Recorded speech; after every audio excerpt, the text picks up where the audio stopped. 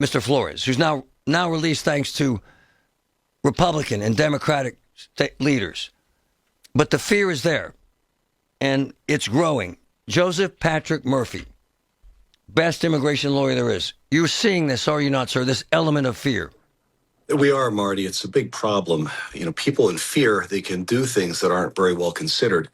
Among them is panicking, right? You have that situation at the WIC clinic in McKeesport yesterday. These people are in there. They've got their babies. They're getting medicine. Whatever they're doing, they walk outside and they're on high alert for these kind of things. They see a van, there's tinted windows. There was a situation here at my office just a couple of weeks ago where these people were coming to see me, and something that they thought might be an ICE vehicle drove by, and they all ran in here. Oh, wow. Like, what am I going to do, fight with ICE? So, you know, and I've talked about this many times. I've talked about this with you before. The people of the United States, like it or not, they voted for this. And if you want to get rid of a lot of people quickly, fear is the cheapest, least dangerous, and most effective tool. There's a morality issue. I get it. We don't want to live in a country where the government intentionally terrorizes people and uses trickery. But we also I don't think we want to see what happens if this is done by force on a massive scale. It's very unpleasant. These kinetic arrests, very dangerous. Oh, you said something profound. So it's your theory that ICE is doing this intentionally to create paranoia, to create this whole element of, hell with this, I'll self-deport, I'm out of here. Right, and that's the point. The outrage reporting, in a certain sense, if that's the plan, and I believe it is, I believe it has been all along. You know, the outrage reporting and that the media is doing is playing right into the hands of this by amplifying the nature of the unpredictability, the fear of ICE around every corner. They're actually helping create the environment of fear. Unwittingly, of course, but that's amplifying it to the moon. Some of your viewers and listeners are old enough to remember the Hunt for Red October. Oh, of course. Where Alec Baldwin's wondering, how do you get these guys to want to get off a nuclear submarine? And he realizes that they're going to fake a meltdown, so the sailors are scared and want to get off. They don't have to tell them to get off; they just do. This is a similar thing. Obviously, we're not faking a nuclear meltdown, but we're potentially faking a lot more enforcement than there really is. When you look at enforcement and removal operations, it's not a big force. It's a shock force for sure. But I mean, historically, it was about 6,000 people. I know they hired supposedly another 10. Yeah. But even if they had 15,000 people, that's 300 agents per state. I mean, for all of Pennsylvania. So the idea that ICE is around every corner, it's not possible. But if the media unwittingly complies, if I'm on your show talking about Jimmy Flores, all this stuff really adds to that. And now you have the situation where the paranoia is really setting in. If you grab the right people, you get the right media coverage, this thing looks like it's out of control. I've been hearing it more and more. Literally, 18 months ago, I'd never heard somebody wanted to go home voluntarily. Whoa. Everybody was willing to fight and try and get their green card. And I've been doing this for 25 years.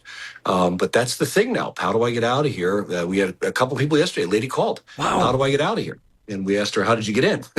And she was worried about she was worried about being arrested on a plane trying to get out of the United States. And the idea was, we can't control that. We don't know. My best advice is to get on one that goes directly to Mexico and doesn't stop anywhere else where you could get off. But that's what's going on now. And again, it's clinical and it's effective. If you get the people to leave on their own, it's a lot cheaper. Even giving them $1,000 each, it's a lot cheaper than having to arrest them, detain them, have court proceedings. During those arrests, people get hurt. If you remember that one, last summer up at the magistrate in Leetdale, people were tackling each other, running into traffic.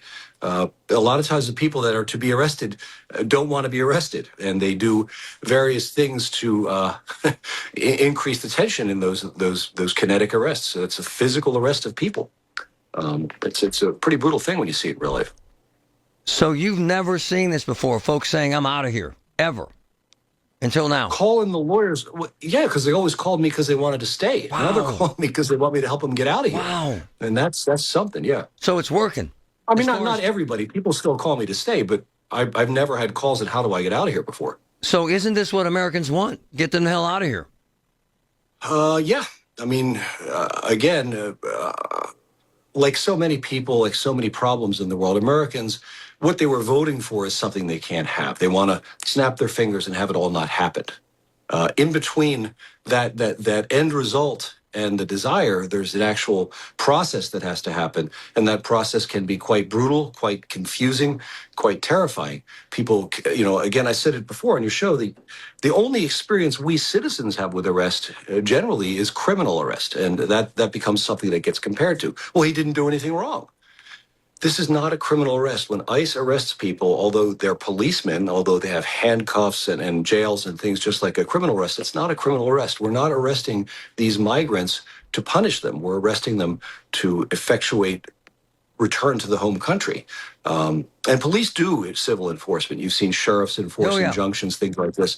So it's not something that police can't do. That's another big misconception I see being kicked around at local town halls and city council meetings and stuff, where they say, well, our police don't have civil powers, therefore they can't enforce immigration law. They want to have it both ways. They can enforce civil. The police and sheriffs and other law enforcement officers can enforce court orders, like a PFA. They can enforce injunctions at work sites and things of this nature. So they do have civil enforcement powers of a sort, right? Injunctive relief and things of this nature. But that's the problem, right? We're confusing all these things. We're thinking he didn't do anything wrong. Why is he getting arrested? The reality is he's getting arrested because they're in the country unlawfully. That could be an overstay, an illegal entry, something like that.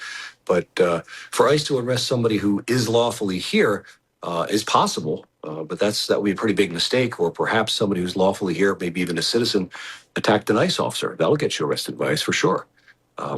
Joseph Patrick Murphy, amazing stuff, man. Keep me in the loop, brother. I'm fascinated by it. Anytime, Marty. Thanks for having me on. It's amazing. So this is creating this whole environment of fear and people saying to hell with it. I'm self-deporting, which in the end of the day, Patrick, is what the government wants and what Americans want. Yeah. Is it not? Yeah. It's certainly a lot cheaper for people to willingly go home or where they came from. If that's the case. If that's the mission. If they want you to come back legally, great. Right on. It's working. I never thought of it this way, but